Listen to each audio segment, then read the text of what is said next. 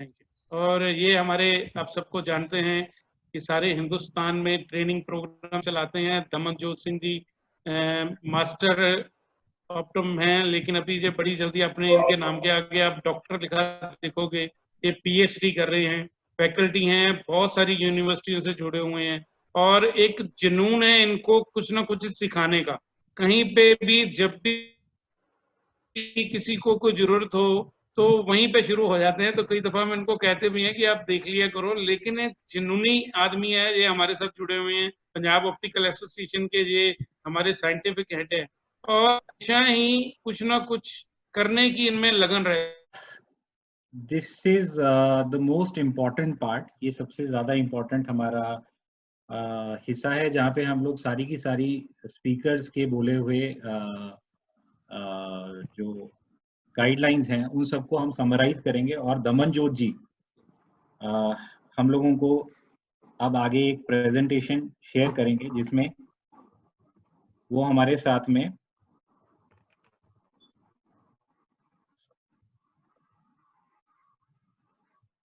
Thank you Madhur ji.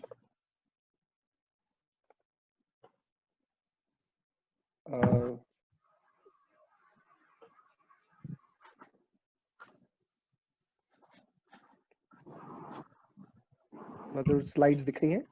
Ji Just to cross check. Perfect. Thank you. जी। Thank you everyone. मैं सभी का without taking names because time short है, मैं सबका थैंक्स करता हूँ जो senior faculties, senior authorities, senior leaders trade के, सबने अपने एक्सपीरियंस शेयर किए। Really very fruitful. सबने अपने अपने एक्सपीरियंस से बताया कि हमें क्या करना चाहिए, हमें कैसे इस पैंडेमिक को ओवरकम करना चाहिए, अपने मेंटल एबिलिटी से, अपनी फिजिकल एबिलिटी से, अपने फैमिली एबिलिटीज से, अपने पार्टनर्स की एबिलिटी से, कि how we should overcome this. तो मेरा टॉपिक का main agenda is just don't get panic, just be cautious. आप घबराइए नहीं, प्लीज मत घबराइए। अगर आप घबराएंगे तो चीजें गलत होंगी। वी हैव सीन दैट जो फियर है वो हमसे गलतियां करवाता है। अगर मैं डर जाऊंगा कि अब क्या होगा, मुझे कोरोना ना हो जाए। Daman ji interrupting you for a second please. जी, आप अपनी सेटिंग्स में से डिसेबल एनोटेशंस कीजिएगा please. Some person is actually doing some annotation on your. कैसे होगा मुझे आप बताएंगे एक मिनट प्लीज? आप टॉप पे देखेंगे ग्रीन जो है उसके साइड में व्यू ऑप्शंस होगा या कोई option something like screen sharing options on the top of the screen.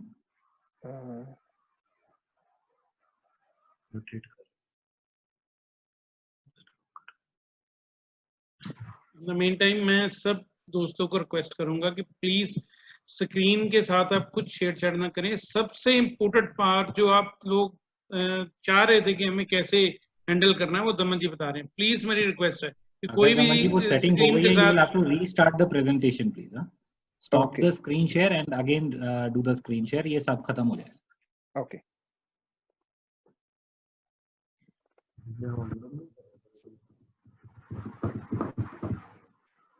Okay, so again the basic thing, मेरे सभी जो रिटेलर ब्रदर्स हैं उनके लिए मैं एक ही बात कहूंगा, पैनिक नहीं होना। जिन्होंने बहुत अच्छे वर्ड्स कहे थे कि पैनिक से अच्छा मेंटल एबिलिटी को प्रिपेयर कीजिए कि आगे चलना कैसे है। रादर देन नेगेटिव सोचें, पॉजिटिव सोचिए। बट स्टिल हमारे माइंड में बहुत सारे नेगेटिव क्वेश्चन होंगे, क्योंकि हम इंसान अलग अलग हैं। कुछ अच्छा सोचते हैं, कुछ बुरा सोचते हैं। किसी के माइंड में डर आता है, किसी के माइंड में पॉजिटिविटी आती है कि शुरू होने पे मैं कैसे शुरू करूंगा। क्वेश्चंस क्या होंगे हमारे माइंड में? बहुत कॉमन क्वेश्चंस होंगे, जैसे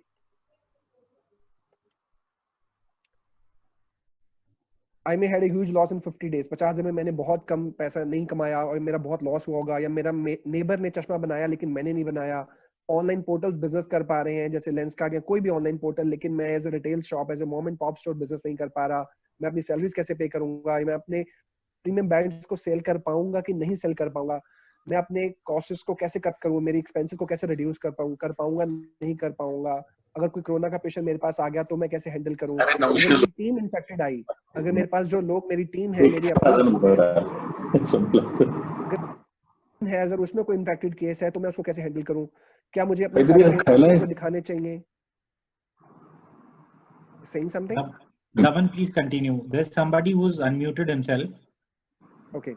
So shall I touch my patient's थोड़ा सा face? लाउडली दमन जी, जरा थोड़ी सी आवाज प्लीज। क्या मुझे अपने पेशेंट्स के फेस या आईज को टच करना चाहिए कि नहीं करना चाहिए? क्या मुझे उनको टच करना चाहिए? क्या मुझे मेरे को खुद को क्या पहनना चाहिए, मेरी टीम को क्या पहनना चाहिए। हमारे बहुत सारे कॉमन क्वेश्चंस है कि जिस दिन हम लोग लॉकडाउन के बाद अपने क्लिनिक्स को, अपने शोरूम्स को, प्रैक्टिसेस को शुरू करेंगे, उस दिन हम लोग कैसे लेके चले। सो अगर मैं बोलूं सिंपली इन सब का आंसर एक ही है, don't get panic, just be cautious. हमें घबराना नहीं है, हमें दिमाग से स्टेप बाय स्टेप चीजों को ऑथेंटिकेट करके, फॉलो करके इम्प्लीमेंट करना है। खुद को भी, हमारे पेशेंट से भी उनको इम्प्लीमेंट करवाना है, और हमारी टीम जो सुबह से लेकर शाम तक हमारे साथ रहेगी उनसे भी इम्प्लीमेंट करवाना है। आपकी जितनी कैपेबिलिटी है समझने की, शायद उतनी कैपेबिलिटी आपकी टीम हो, पर आपकी उतनी ही रिस्पॉन्सिबिलिटी रहेगी कि वो भी उतना ही ध्यान रखें जितना आप ध्यान रखें, ताकि किसी को भी कोई भी प्रॉब्लम ना आए और हम हेल्दी बिजनेस, हेल्दी एटमॉस्फेयर में क्रिएट कर पाए। Okay, so modify your showroom, इसमें क्या बता रहा हूं कि हम लोग जो कर रहे थे वो बहुत अच्छा कर रहे थे, लेकिन इस केसेस में मैंने कुछ ट्रायल्स किए, कुछ डेमो रन्स किए अपनी शोरूम में। मैंने कुछ बुलाया अपने ब्रदर्स को, फैमिली को, और देखा कि वो अगर शोरूम में आते हैं तो क्या करते हैं, किस चीज को टच करते हैं, क्या मिस्टेक्स वो कर रहे हैं, क्या मिस्टेक्स मैं कर रहा हूँ, या क्या मिस्टेक्स मेरी टीम कर रही है। मैंने उन चीजों को कैप्चर किया with the help of my experience, with the help of all corporate leaders, with the help of IOA, OCI, optician India magazine, सब ने मुझे हेल्प किया to get this information. Just keep one counter, remove all others. हमारे showroom में 1, 2, 3, 4 counters होते हैं। कोशिश कीजिए अगर आप मैनेज कर सकते हैं, एक काउंटर रखिए, बाकी रिमूव कर दीजिए। रीजन, जितने कम काउंटर होंगे उतने कम टच पॉइंट्स क्रिएट होंगे। आप याद रखिएगा, जितने पेशेंट्स आपके पास आ रहे हैं, जितने वो टच पॉइंट्स क्रिएट करेंगे, उतना रिस्क, उतनी चीजों को आपको ज्यादा डिसइंफेक्ट करना है रेगुलरली विदाउट फॉरगेटिंग देम। तो अगर मैं उनको टच पॉइंट्स कम से कम दूंगा तो मैं उतना सेफ रहूंगा, खुद के लिए भी और उनके लिए भी। सो कोशिश कीजिए, क्योंकि हमारे पास अभी उतना हाई फुटफॉल एकदम से शुरू नहीं होगा। हम सब जानते हैं फुटफॉल थोड़ा सा कम होगा with the time. Surely we all are very positive कि वो बहुत अच्छा चलेगा, बट इनिशियली अगर कोशिश कर सकते हैं, एक काउंटर रखिए जहां पे सबको हैंडल कीजिए, क्योंकि आइडियली आपको उस काउंटर को भी क्लीन करना है, डिसइंफेक्ट करना है उस पेशेंट, उस कस्टमर को डील करने के बाद। Second, no sitting if possible at the counter. कोशिश कीजिए बैठने की जगह मत दीजिए। अगर पेशेंट या कस्टमर बैठेगा तो बहुत टाइम लेगा, आराम से बैठेगा। हम नहीं चाहते कि वो हमारे पास बहुत ज्यादा देर रुके। ऑफ कोर्स हम विद द ह्यूज रिस्पेक्ट हम उससे डील करना चाहते हैं, उससे बिजनेस करना चाहते हैं, उसको प्रोफेशनली गाइड, सपोर्ट, डिस्पेंस सब कुछ करना चाहते हैं, बट हम ये नहीं चाहते कि वो आधा घंटा, पौना घंटा जैसे यूजुअली होता था कि हमारे पास बैठे, क्योंकि हम अभी सोशल डिस्टेंसिंग को मेंटेन कर रहे हैं। हम एक टाइम पे अगर एक पेशेंट को अटेंड कर रहे हैं तो हमारे बाकी पेशेंट को हमें वेटिंग डेस्क में बिठाना पड़ेगा। सिटिंग की पॉसिबिलिटीज कम दीजिए। अगर सिटिंग की पॉसिबिलिटी कम होगी तो आपको क्लीन भी कम करना पड़ेगा, डिसइंफेक्ट कम करना पड़ेगा, और पेशेंट का इन स्टोर टाइम थोड़ा सा रिड्यूस होगा, जो इस टाइम पे हम लोग सब चाहते हैं for the safety. Keep entry door open all the time. कोशिश कीजिए कि आपके शोरूम का जो दरवाजा है, एंट्री डोर, उसको बंद मत कीजिए। चाहे आने वाले टाइम में समर्स है, गर्मी होगी, AC ऑन होंगे, हम सब चाहेंगे हमें अच्छा फील हो, लेकिन अगर आप डोर बंद रखते हैं तो टेंडेंसी है कि हर कस्टमर, हर पेशेंट आके डोर के नॉब को टच करेगा, हैंडल को टच करेगा। हर इंसान अगर उसको आके टच कर रहा है, हमें नहीं पता वो घर से आने से पहले सैनिटाइज हुआ था, नहीं हुआ था, एक से दूसरे का हाथ अगर टच होता है तो रिस्क ऑफ एपिडेमिक बढ़ जाती है। सो कोशिश कीजिए कि डोर्स को ओपन रखिए, बंद मत कीजिए। अगर कोई आना चाहता है वो आपके नॉब्स को, डोर्स को टच ना करे। हम ये भी नहीं चाहते कि वो इमीडिएटली अंदर आ जाए। अगर आपके पास इतनी टीम है कि आप एक इंसान को, एक आपकी टीम को एक एंट्री डोर पर रख सकते हैं तो बहुत अच्छा है। अगर नहीं रख सकते तो उसका भी हमें जरिया ढूंढना पड़ेगा। इन्फॉर्मेशन के बिना अंदर आके खुद ब खुद चीजों को टच ना करे, क्योंकि हमारे कई स्टोर्स में वॉक थ्रू की पॉसिबिलिटीज है, ऑप्शंस है कि कस्टमर खुद जाके फ्रेम्स को टच करता है, चीजों को टच करता है। इस सिचुएशन में हम वो चीजें नहीं चाहते कि वो खुद जाके चीजों को टच करे, क्योंकि हमें एक एक चीज को, जिसको वो टच कर रहे हैं, उसको वापस डिसइंफेक्ट और स्टरलाइज करना पड़ेगा। हम चाहते हैं कि वो कंट्रोल एनवायरनमेंट के अंदर चीजों को टच करे, हमारी कस्टडी के अंदर, हमें पता हो किसको टच कर रहे हैं, ताकि हम उसको डिसइंफेक्ट कर पाए। Mopping very often, no dusting. Dusting से अगर कुछ पार्टिकल्स आपके उड़ रहे हैं, आपकी डस्टिंग से, आपके झाड़ू लगाने से वो उड़ के और जगह पे जा सकते हैं, इसलिए कोशिश कीजिए कि झाड़ू और डस्टिंग को अवॉइड किया जाए, मॉपिंग की जाए। अगर किसी चीज को क्लीन करना है तो वेट टिश्यू, वेट क्लॉथ से क्लीन कीजिए रादर देन यूजिंग झाड़ू, उससे अवॉइड किए as much as possible. Mopping कैसे करना है मैं वो भी डिस्कस करूंगा आगे। कीप 1% ब्लीच और hydrochloride mixture ready all the time. अगर आप मॉपिंग कर रहे हैं, हमें हाइड्रोक्लोराइड मिक्सचर चाहिए, हमें बहुत सारी चीजें चाहिए जो हमने अभी तक यूज नहीं की। नॉर्मली हम लोग मॉपिंग करते हैं या हम कोई नॉर्मल फिनॉल यूज करके हम उसको क्लीन कर लेते हैं, बट ये एक टाइम है जिसमें हमें 2-3 तरह के केमिकल्स अपने क्लिनिक्स के अंदर, शोरूम्स के अंदर, स्टोर्स के अंदर रखने पड़ेंगे, ताकि हम अलग अलग चीजों को अलग तरीके से हैंडल कर पाए। Put maximum frames into display. कोशिश कीजिए ज्यादा से ज्यादा फ्रेम डिस्प्लेस में डाल दीजिए, ताकि जब आपका कस्टमर आता है वो फ्रेम्स को देख के उनमें से आपको ऑप्शंस बता पाए कि मुझे ये वाले दे दीजिए। अगर आप ज्यादा चीजें डिस्प्ले में नहीं और अपने स्टोर्स बॉक्स के अंदर रखेंगे तो आपको ज्यादा बॉक्स ओपन करने पड़ेंगे, tendency of touching more frames बढ़ जाएगी।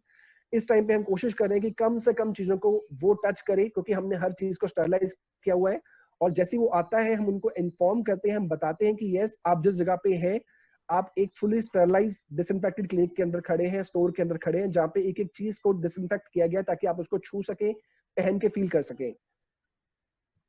Keep ample sanitisers and disposable gloves. हमारे पास बहुत तरह के डिस्पोजेबल ग्लव्स आते हैं, सैनिटाइजर्स अलग अलग आते हैं, हमें 75% प्लस अल्कोहल वाले सैनिटाइजर्स चाहिए जो इसको डिसइंफेक्ट कर सकते हैं। डिस्पोजेबल ग्लव्स प्लास्टिक के आते हैं, रबर के आते हैं, प्लास्टिक व्हाइट पॉलिथीन के भी आते हैं, मैं आपको दिखाऊंगा पिक्स में कैसे हैं। कोशिश कीजिए डिस्पोजेबल ग्लव्स ही यूज कीजिए, रीयूजेबल वाले मत कीजिए, क्योंकि जो एक बार यूज हो गया उसको रीयूज अवॉइड कीजिए करना। Waiting area just next to the door. सबके वेटिंग एरियाज अलग अलग जगह होते हैं, लग्जरीज होते हैं, कंफर्टेबल होते हैं, बट हम कोशिश करें कि अगर इस टाइम पे वेटिंग एरिया अगर बहुत छोटा सा डेस्क सिटिंग कुछ हम बनाना चाहते हैं किसी को वेट कराने के लिए ताकि आइसोलेशन मेंटेन रख पाए, उसको बिल्कुल दरवाजे की एंट्री के साथ रख दिया जाए ताकि पेशेंट बीच में पूरी शोरूम क्रॉस करके आके कहीं ना बैठे, क्योंकि अगर वो क्रॉस करके अंदर आ रहा है तो टेंडेंसी ज्यादा होगी कि वो ज्यादा चीजों को टच करेगा। हम चाहेंगे कि वो डोर के बिल्कुल पास में आके बैठ के वेट करे अपनी टर्न का। तो जो पेशेंट जो कस्टमर आप अटेंड कर रहे हैं जैसे वो चला जाए आप उसको वापस बुला सकते हैं।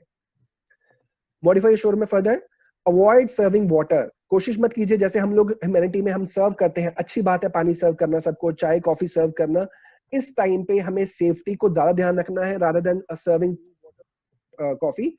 कोशिश कीजिए अगर कोई बहुत मांग रहा है तो डिस्पोजेबल ग्लासेस ही यूज कीजिए, आपके ग्लास और अदर ग्लासेस को अवॉइड कीजिए जो यूजेबल होते हैं, डिस्पोजेबल ही प्रेफर कीजिए। यूज करा के कस्टमर या पेशेंट के खुद के हाथ से उसको डस्टबिन में डलवाइए, आप मत पकड़िए।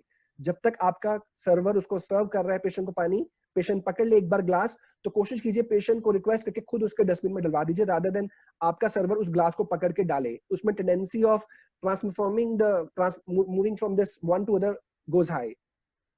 Use tissue paper rather than clothes. हम लोग सेल्वेट यूज करते हैं स्पेक्स को क्लीन करने के लिए, कस्टमर स्पेक्स लेके आता है, रिपेयर के लिए आता है, क्लीन करने के लिए आता है, हम लोग सेल्वेट्स यूज करते हैं, बार बार उनको यूज करते हैं, क्लॉथ को वॉश करते हैं।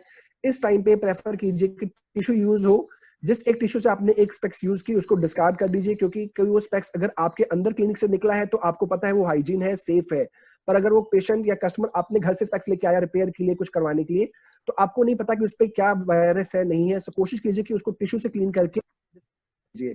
क्लॉथ्स को यूज कम से कम कीजिए। Remove table mirrors, use wall mirrors. अगर पॉसिबिलिटी है तो जो आपके काउंटर्स के ऊपर टेबल मिरर्स होते हैं अगर उनको आप अवॉइड कर सकते हैं तो अच्छा है, क्योंकि वो एक नॉर्मली कस्टमर्स खुद अपने हाथ से उनको टच करके अपने अकॉर्डिंग एडजस्ट करता है अपने फेस के अकॉर्डिंग कि मुझे किस एंगल पे देखना है खुद को। अगर आपके पास वॉल मिरर्स की पॉसिबिलिटी है तो टेबल मिरर्स को अवॉइड कीजिए। It's just been saying that अगर आपका शोरूम 1000 स्क्वायर फीट का है तो कोशिश कीजिए कि उसमें एक टाइम पे 6 से ज्यादा लोग अंदर ना घूमें। अगर ज्यादा लोग हैं तो वेटिंग डेस्क में वेट कर लें। 6 से जैसे ही कुछ लोग कम होंगे आपकी टीम को मिलाकर आप बाकी लोगों को बुला के उनको अटेंड कीजिए। Depending upon your showroom size reduce the number of people at one time ताकि आप सोशल डिस्टेंसिंग को प्रॉपर्ली मेंटेन कर पाए, रिस्क फैक्टर को कम कर पाए। रिस्क फैक्टर आपके लिए भी है, आपके क्लाइंट के लिए भी है, आपकी टीम के लिए भी है। इतना नहीं जितना डरने के लिए नहीं, बट यस जितना डिस्टेंसिंग मेंटेन करेंगे उतना सबके लिए ज्यादा सेफ होगा। If possible give appointment said future business इसी पे चलेगा, अपॉइंटमेंट्स पे पेशेंट भी खुश होगा, कस्टमर भी खुश होगा कि yes you are not wasting their time, उनको वेटिंग डेस्क पे वेट नहीं करना पड़ रहा। एक टाइम पे आप 4 पेशेंट्स 4 कस्टमर को अटेंड करते थे, अभी आप एट ए टाइम 1 या 2 को करोगे तो उनको वेट करना पड़ेगा। अगर वो अपॉइंटमेंट के साथ आ सकते हैं always the better. In house team जैसे बोला कि वो हमारे घर के लोग हैं, हमें उनका बहुत ध्यान रखना पड़ेगा। टू बिगिन विद कोशिश कीजिए कि जैसे हमारे अभी इनिशियली बहुत ज्यादा फुटफॉल नहीं होगा, फुटफॉल 30, 40, 50% होगा पॉजिटिवली, यस ज्यादा भी होना चाहिए, बट अगर आप मैनेज कर सकते हैं तो आप एक ऑप्टम, एक सेल्समैन और एक स्वीपर को इनिशियली शोरूम में रखिए ताकि हम टीम्स को रोटेट कर पाए। कल को अगर कोई एक टीम मेंबर आपके घर से आता है और वो किसी को क्वारंटाइन के लिए बोला जाता है तो आपके पास बाकी के टीम मेंबर्स रेडी होंगे ताकि वो सेफली आपको हेल्प कर पाए। सो अगर आप इनमें से कोई एक रोल प्ले करते हैं, आप खुद ऑप्टम है, खुद सेल्समैन है, तो अवॉइड कीजिए अदर पर्सन को बुलाने के लिए। इट इज नॉट अबाउट कि मैं उनको पे कर रहा हूँ सैलरी तो मैं उनको यूज क्यों ना करूं। इस टाइम पे यूज करने से ज्यादा इंपॉर्टेंट है कि सेफ्टी उनकी भी और आपकी को अपने बारे में पूरा पता है कि यस आप घर से आए हैं, आप सेफली आए हैं, आपने आइसोलेशन को मेंटेन किया, डिस्टेंसिंग मेंटेन की, पर आपको ये 100% श्योर नहीं है कि आपकी जो टीममेट है, जो टीम के लोग हैं आपके, वो कितना सोशल डिस्टेंसिंग को मेंटेन करके आपके पास आ रहे हैं। सो कोशिश कीजिए कि आप उस चीजों को ध्यान में रखें। Everyone carry their extra dress. आप, आपकी टीम कोशिश करें जब सुबह घर से आते हैं शोरूम में, एक एक्स्ट्रा ड्रेस कैरी करके लेके आइए, क्योंकि जो ड्रेस आप सारा दिन सुबह पहन के क्लिनिक के अंदर पेशेंट्स को, कस्टमर्स को अटेंड कर रहे हैं, जब आप घर जाएंगे कोशिश कीजिए कि वो ड्रेस पहन के मत जाइए, उसको पैक करके बैग में जाके सीधा वॉशिंग मशीन में धुलवा दीजिए और दूसरी ड्रेस पहन के अपनी फैमिली से मिलिए, ताकि उनको कोई रिस्क फैक्टर ना हो। अगर किसी का कोई ड्रॉपलेट बाय फॉरगॉटन, अगर किसी का कोई ड्रॉपलेट, कोई आपका वायरस ड्रॉपलेट किसी पे आ भी जाता है, तो वो ड्रेस वहीं पे आपके बैग में होनी चाहिए और आपकी फ्रेश ड्रेस पहन के आप घर जाइए। If possible use non contact thermal scanner, अगर ले सकते हैं सबसे अच्छा है आपके लिए, आपकी टीम के लिए, आपके हर पेशेंट के लिए, आपके हर कस्टमर के लिए। फील गुड फैक्टर, आपका कस्टमर खुद सेफ फील करेगा कि यस आपके यहाँ पे जो भी अंदर आ रहा है वो प्रॉपर्ली थॉरोली स्कैन होके अंदर आ रहे हैं, कि यस जो लोग अंदर जा चुके हैं वो सेफ थे, उनमें कोई दिक्कत नहीं थी। पॉसिबल कोशिश कीजिए कि थर्मल स्कैनर्स रखिए अपने पास, स्कैनिंग करके फिर पेशेंट्स को अंदर आने की परमिशन दीजिए और कस्टमर को अंदर आने की परमिशन दीजिए। In detail explain the procedure of customer handling repeatedly. आप जैसे अच्छे से खुद जानते हैं वैसे ही अच्छे से आपके हर टीममेट को पता होना चाहिए कि क्या क्या स्टेप्स फॉलो करने हैं। जरूरी नहीं हर कस्टमर के लिए आप खुद हर चीज कर पाओ, आपको एज ए टीम वर्क करना है, तो कोशिश कीजिए आपकी टीम उतनी ही कैपेबल होनी चाहिए समझने में कि वो सोशल डिस्टेंसिंग या सेफ्टी मेजर्स को कैसे ध्यान रखे जैसे आप रखना चाहते हैं। Everyone has to keep wearing mask, gloves and face cover. Mask, gloves बहुत इंपॉर्टेंट है, फेस कवर बहुत इंपॉर्टेंट है। जब आप पेशेंट से या कस्टमर से डील कर रहे हैं, सामने आ रहे हैं, फेस टू फेस आ रहे हैं, within range of 1 metre आ रहे हैं, कोशिश कीजिए फेस कवर को अलग से रखिए। फेस कवर एंड मास्क दो अलग अलग चीजें हैं, मैं आपको दोनों दिखाऊंगा। पीपीई किट अगर पॉसिबल है अच्छा है, लेकिन पीपीई किट बहुत इजी नहीं है क्योंकि उसमें स्वेटिंग होती है, गर्मियों का टाइम है। अगर आप यूज कर सकते हैं पीपीई किट, उससे ज्यादा सेफ कुछ भी नहीं। लेकिन अभी तक एज ऑप्टोमेट्री प्रैक्टिस में देखा गया, ऑप्टिशियन प्रैक्टिस में देखा गया कि पीपीई किट की नीड हमें बहुत ज्यादा एज 100% नीड नहीं है अभी। Regular mopping after 3 hours, cleaning of the store. हर 3 घंटे में आपके स्टोर को फिनॉल के साथ या 1% सोडियम हाइड्रोक्लोराइड, ये सारे केमिकल्स आपके केमिस्ट शॉप्स या आपके सर्जिकल स्टोर्स या आपके केमिकल शॉप्स जो केमिकल्स को सप्लाई करते हैं उनके पास अवेलेबल है। हो सकता है आपको ये थोड़े से इस टाइम पे थोड़े एक्सपेंसिव मिले, बट यस आपको चाहिए, because you need to maintain your things much better than you were doing before. पहले से ज्यादा अच्छा रखना पड़ेगा। Leave this disinfectant for 10 to 15 minutes on the surface for its effectiveness। अगर आप सोडियम हाइड्रोक्लोराइड यूज करके उसको मॉपिंग करवा रहे हैं तो 10 से 15 मिनट तक उसके ऊपर कुछ भी और कपड़ा या कुछ भी और पानी या लाइजॉल या कुछ और कोई पानी से उसको क्लीन मत करवाइए, उसका इफेक्टिवनेस आना दीजिए ताकि वो मैक्सिमम बैक्टीरिया और वायरस को किल कर पाए।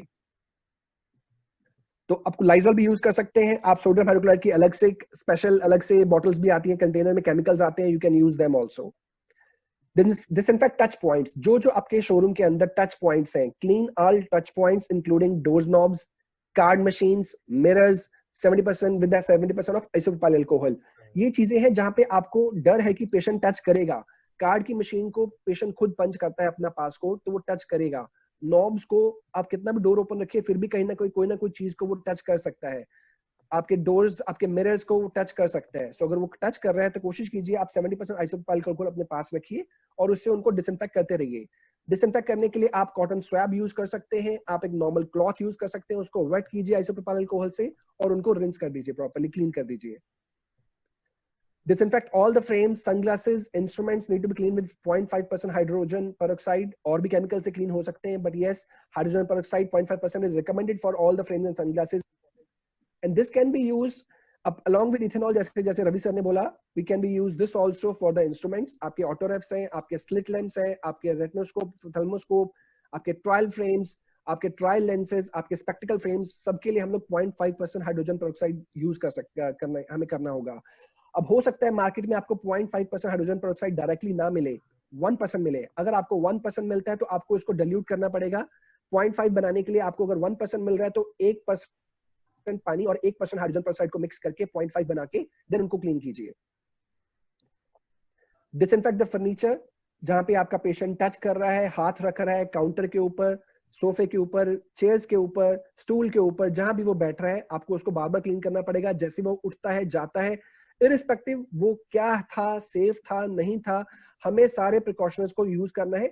ये कोई रॉकेट साइंस नहीं है, these are very simple things which are being followed in other countries. हम लोग इसको निग्लेक्ट कर रहे थे, आज हमें इनको फॉलो करना पड़ेगा। हाइजीन को बहुत अच्छे से मेंटेन शायद नहीं कर पा रहे थे, हमें बस उसको हाइजीन को अच्छे से मेंटेन करना है ताकि हर कोई जो आए वो सेफ हो. So wooden furniture, plastic tables, tabletops, chairs, all need to be cleaned with the liquid soapy water. अगर आपके पास कोई और हाइड्रोजन पेरोक्साइड या इतना ज्यादा कंटेंट में वो एक्सटेंसिव केमिकल अगर आप नहीं यूज कर सकते तो नॉर्मल लिक्विड सोपी जो हमारे घर में डिटर्जेंट यूज होते हैं आप उसको पानी में मिक्स करके इन सबको क्लीन कर दीजिए. 10 मिनट के अंदर वो क्लीन हो जाते हैं, डिसइंफेक्ट हो जाते हैं within 10 minutes. Okay, now moving from step to step कि अगर हमारे पास पेशेंट या कस्टमर आया वो कब शुरू होगा, कहां से शुरू होगा और जाने तक हम क्या क्या स्टेप्स उसको फॉलो करेंगे, कहां कहां पे वो रिस्क फैक्टर हमें दे सकता है, हम क्या क्या ध्यान उसके लिए और खुद के लिए रखें ताकि किसी को कोई रिस्क ना हो. Step 1, keep your doors open always. जैसे अगर आप डोर ओपन नहीं रखते तो टेंडेंसी है कि हम हाथ टच करके उस डोर की नॉब को ओपन करेंगे और हर कोई अगर नॉब टच करके आ रहा है तो इन्फेक्शन का सोर्स बढ़ सकता है.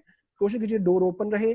Mask should always be there on the patient. अगर पेशेंट आपका या आपका कस्टमर मास्क नहीं पहन के आ रहा तो आप अपने पास ample sanitizer and gloves, disposable gloves, ये 3 चीजें अपने पास एम्पल क्वांटिटी में रखिए एंट्रेंस के पास.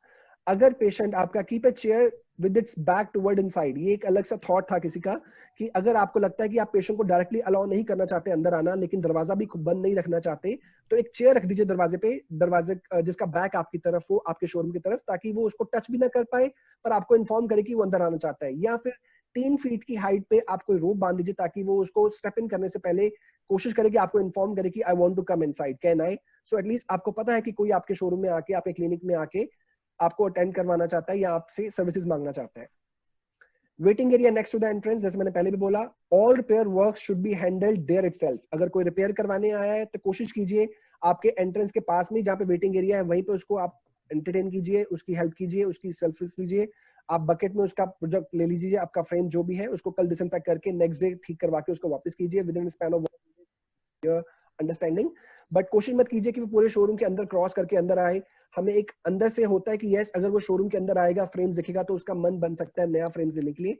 बट एटलीस्ट फॉर नेक्स्ट 1 और 2 मंथ्स हमें थोड़ा सा चीजों को स्ट्रिक्टली फॉलो करना पड़ेगा ताकि रिस्क फैक्टर्स कम से कम आए. Step 3, patient need reflection. अब पेशेंट को रिफ्लेक्शन चाहिए, आई एग्जामिनेशन चाहिए. What you need to do, patient को अपने साथ ग्लव्स, सैनिटाइजर से सैनिटाइज करवाकर, मास्क पहनाकर, अगर उसने नहीं पहना हुआ अपने साथ रिफ्लेक्शन रूम में लेके जाइए. अगर उसके साथ कोई अटेंडीज है तो कोशिश कीजिए वो अटेंडीज आपके वेटिंग डेस्क में बैठे, आपके साथ अंदर मत चलेगा. अगर वो अंदर जाएगा तो जब टेस्टिंग हो रहा होगा या रिफ्लेक्शन हो रहा होगा वो चीजों को टच करेगा, जो हम बिल्कुल नहीं चाहते कि वो अननेसेसरी चीजों को टच करे. हम ये सब चीजें उनको पहले से एक्सप्लेन कर रहे हैं और आई एम श्योर आपके पास जो भी पेशेंट क्लाइंट आ रहे हैं उन चीजों को समझता है, वो चीजों को बुरा नहीं मानेगा. ही अंडरस्टैंड दैट कि इस टाइम पे distancing and cleaning is must. और आप उनको एश्योरिटी दीजिए कि आपने हर चीज को डिसइंफेक्ट करके रखा हुआ है, स्टेरिलाइज करके रखा है. टच करते हैं मुझे उसको वापस डिसइंफेक्ट करने, तो जितना नेसेसरी है हम उसको यूज करेंगे. तो just take the patient long in the clinic. I'll just interrupt you for a second. हाँ जी. How many slides are left? I think I'll take another 10 minutes, 10 to 15 minutes. 10 minutes I should So be we'll have to hurry up because हमारा meeting का schedule time is till 6:50. 10 more minutes. So we just have 8 minutes more in which we have to take the question answer. Okay, done. Okay, so step 4, touch points. Patient will be, patient अगर आपके पास आई testing के लिए आ रहा है तो कहां पे touch होगा, आपकी चेयर यूनिट पे टच होगा, वो आपकी ऑटोग्राफ की जगह टच होगा, आपकी उसकी चिन, उसका फोरहेड जैसे अभी अरविंद ने बताया वो टच करेगा. ट्रायल फ्रेम उसको टच होगा. ट्रायल लेंसेज टच हो सकते हैं, हो नहीं भी हो सकते, डिपेंडिंग अपॉन आप कैसे करते हैं. कोशिश कीजिए अगर आप प्रॉपर यूज कर सकते हैं तो दी बेस्ट. अगर आप ट्रायल फ्रेम और ट्रायल लेंसेज उसको टच यूज कर रहे हैं तो आपको बार बार उनको हर ट्रायल फ्रेम को डिसइंफेक्ट करना पड़ेगा. जो ट्रायल लेंसेज यूज किए गए हैं उनको अलग से रखिए एक बकेट में, एक और जैसे ही पेशेंट की आई टेस्टिंग कंप्लीट हो जाती है उन सारे ट्रायल लेंसेज को आपको वापस हाइड्रोजन पेरोक्साइड से क्लीन करना पड़ेगा, डिसइंफेक्ट करना पड़ेगा. Step 5, our safety. Now you being as a optometrist, आपको यहाँ क्या ध्यान रखना है. अगर आप आई टेस्टिंग कर रहे हैं तो आपको ध्यान रखना है, कोशिश कीजिए पीपी किट अगर पहन सकते हैं, if not face mask triple layer is enough. जो हम नॉर्मली यूज करते हैं ये वाला मास्क अगर आप देख सकते हैं माउस के साथ तो this is good enough for as a optometrist, हम इसको यूज कर लें. उसके बाद face cover, this is face cover. Face mask ये है, फेस कवर आपके पूरी eyes, nose, ears, face, mouth, chin almost सबको कवर करता है ताकि कोई भी वाटर ड्रॉपलेट, कोई भी ड्रॉपलेट ऑफ सलाइवा आपके फेस के ऊपर ना कंटेमिनेट करे. Gloves, we all know disposable gloves are must like this. आप पहनिए, यूज कीजिए और उस केसेस के बाद उसको डिस्कार्ड कर दीजिए. They hardly cost anything. Normally ये 100 ग्लव्स 50-60 रुपीज के आते हैं, which hardly cost. Prefer wear full sleeve shirts, expose area आपकी बॉडी का कम से कम होगा तो उतना आप सेफ चलेंगे। Step 6, how to use.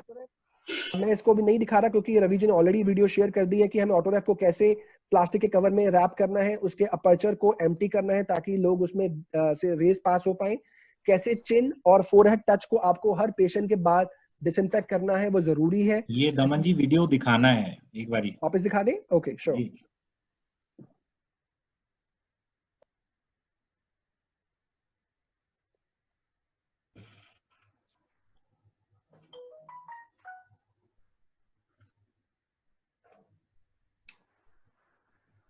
Daman ji sound नहीं आ रहा है इसका। नहीं, इसमें साउंड नहीं है, दिस इज विदाउट साउंड। अब बस देखिए वो प्लास्टिक पेपर, ये बहुत कॉमन प्लास्टिक रैप हमें मिल जाता है मार्केट से, हमारे स्टेशनरी स्टोर से, हमारे कॉस्मेटिक स्टोर से मिल जाता है। उस रैप से आपने अपने पूरे ऑटो रैप को रैप किया। कोशिश कीजिए जहां पे अपर्चर है, सेंटर अपर्चर है, वहां पे रिंकल्स ना आए। जब आप प्लास्टिक से उसको रैप कर रहे हैं, ध्यान रखिए कि सेंटर अपर्चर में होने चाहिए ताकि वहां से रेज इजिली पास हो पाए।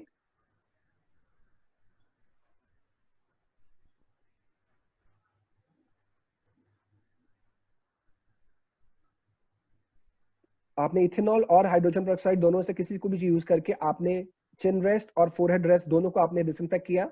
अगर आपके चिन रेस्ट के नीचे टिश्यू पेपर है तो आप जब एक पेशेंट को अटेंड करते हैं उसके बाद वो टिश्यू पेपर को फेंक दीजिए, दूसरा यूज कर लीजिए, तब आपको चिन रेस्ट को क्लीन नहीं करना। अगर नहीं है तो आप क्लीन कीजिए। वापस ये दिखा रहे हैं कि दोनों रीडिंग्स अगर आपने लिया रैपिंग करने के बाद और रैपिंग करने से पहले, रीडिंग्स में कोई भी फर्क नहीं था। Okay, moving next. डिसइंफेक्ट चिन रेस्ट, जैसे भी हमने डिस्कस किया कि चिन रेस्ट एंड फोरहेड रेस्ट दोनों को हमें हर पेशेंट के बाद डिसइंफेक्ट करना है। आई वुड प्रेफर कि आप ये चीजें पेशेंट अगर जब अगला वाला आ गया है, जब बैठ गया है चेयर पे, उसके सामने कीजिए, सो दैट उसको कॉन्फिडेंस मिले कि जहां जहां वो टच करने वाला है वो हर चीज आप उसको पहले से डिसइंफेक्ट कर रहे हैं, आप उसको बता रहे हैं कि हमारी हर चीज डिसइंफेक्ट है। अगर ये करेंगे तो उसका कॉन्फिडेंस लेवल और बढ़ेगा कि यस मेरे सामने आपने चिन रेस्ट एंड फोरहेड रेस्ट दोनों को आपने डिसइंफेक्ट किया ताकि वो मेरे टच करने के लिए सेफ है। अवॉइड मेनी काउंटर्स, मैंने जैसे पहले बोला कि कोशिश कीजिए काउंटर ज्यादा ना हो, एक काउंटर रखिए। अवॉइड कीजिए कि मिरर ना हो ताकि हमें टच ना मिले। अगर वॉल मिरर्स हैं तो उन्हीं को यूज कीजिए।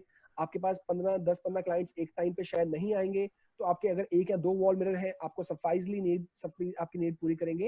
Avoid using table mirrors and get maximum frames into display. कोशिश कीजिए पेशेंट को बोले कि आपके पास जितना डिस्प्ले है उसमें से देखे 5 से 6 या 7 फ्रेम्स को लाइक कर ले जो उसको अच्छा लग रहा है। टेक आउट दो 7 फ्रेम्स और पेशेंट को एक एक बार ट्राई करने दीजिए। उनको समझाइए कि आप क्यों मना कर रहे हैं ज्यादा फ्रेम्स टच करने के लिए, क्योंकि आपको एक एक फ्रेम को वापस डिसइंफेक्ट और स्टरलाइज करना है। एंड आई एम श्योर इस टाइम पे आपका हर क्लाइंट, हर कस्टमर इस चीज को समझेगा कि ज्यादा टचिंग से ज्यादा रिस्क का फैक्टर है, तो वो भी देखेगा कि आपकी सपोर्ट में आपको 7-8 जितने फ्रेम्स वो लाइक कर रहा है आप उसको ट्राई कराइए। जितने फ्रेम्स उन्होंने टच किए हैं आप सारे फ्रेम्स को अलग से बकेट में डाल के उनको हाइड्रोजन 5.5% हाइड्रोजन पेरोक्साइड के साथ सबको क्लीन करना पड़ेगा वापस।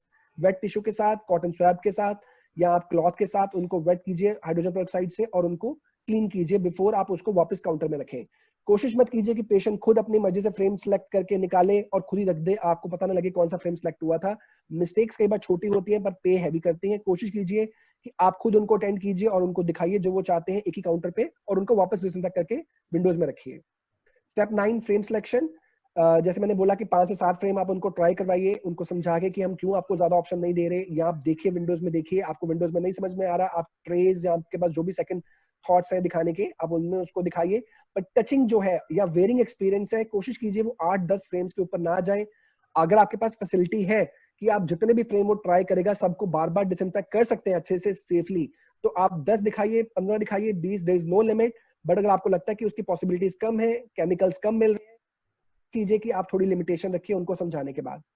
All touch frames should be kept isolated and PD marking or centration should be done with face mask always on.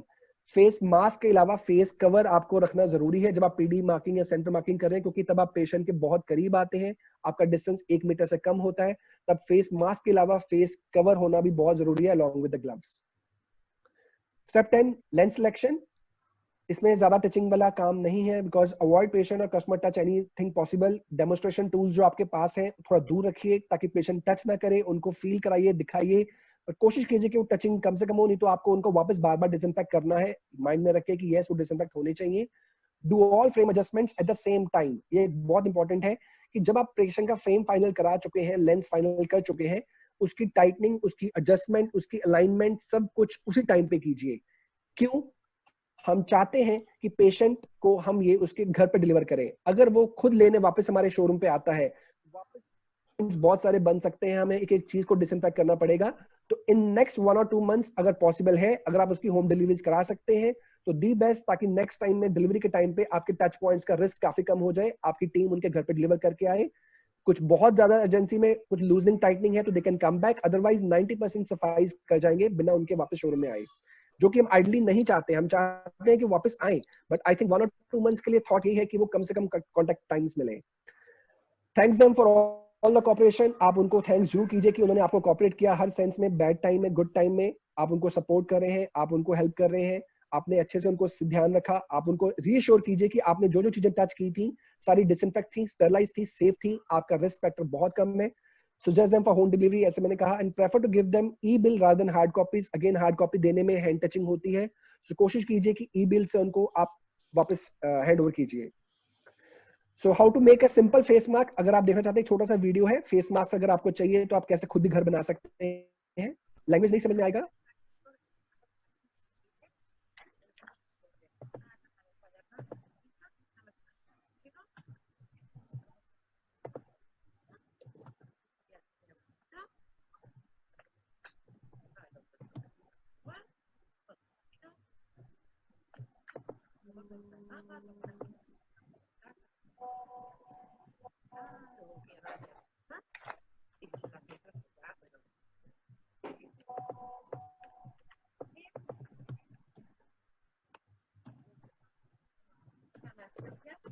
Fantástica, económica y espectacular.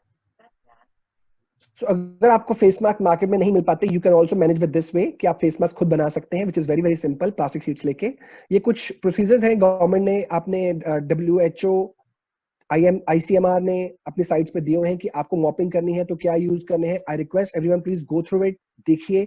वो मना कर रहे हैं झाड़ू मत लगाइए, मॉपिंग कीजिए, ताकि आपकी डस्ट कम से कम उड़े, पार्टिकल्स कम से कम उड़े, उनका रिस्क कम से कम हो।